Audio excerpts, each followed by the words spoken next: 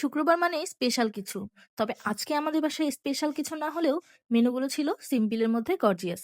তো ১ম এ ছিল ইলিশ মাছ ভাজি, যেটার তেলটা দিয়ে আমি কিন্তু অনায়াসে ১ প্লেট খেয়ে নিতে পারবো। তো আমার মতো ইলিশের তেল কে পছন্দ করেন অবশ্যই কমেন্টে জানাবেন। তো আজকের ইলিশ মাছের ভাজাটাই আমার সবথেকে বেশি ভালো লেগেছে। তো এরপরে নিয়েছিলাম করলা ভাজি। আর করলা ভাজি তো আমার অনেক বেশি ফেভারিট, আপনারা অনেকেই হয়তো জানেন। তো এরপরে নিয়েছিলাম ইলিশ মাছের ঝোল, পাতলা ঝোল আরকি। এটা না হলেই নয়, কারণ এই ঝোলটাই আমার সবথেকে ভাল লাগে। আর আমি এমনি ভাত খেতে পারি না। আমার একটু ঝোল ভাত হলে ভালো হয়। এমনি ভাত নিলে হচ্ছে আমার গলায় লাগে। আমি জানি না এটা কেন? তবে আমার ঝোলটা অনেক বেশি পছন্দ, যেকোনো তরকারিরই। এরপরে নিয়েছিলাম একটা রুই মাছের তরকারি, যেটা আজকে লাউ দিয়ে রান্না করা হয়েছিল। সাথে কিন্তু আলুও দেওয়া হয়েছিল। কিন্তু এর মধ্যে ধনিয়া পাতা মিসিং ছিল। তো আমি আর মাছটা খাইনি, মাছটা উঠিয়ে রেখেছিলাম। তো লাস্টলি নিয়েছিলাম ডাল, আর ডালের সাথে ইলিশ মাছ মেখে খেতে কিন্তু অনেক ভাল লাগছিল।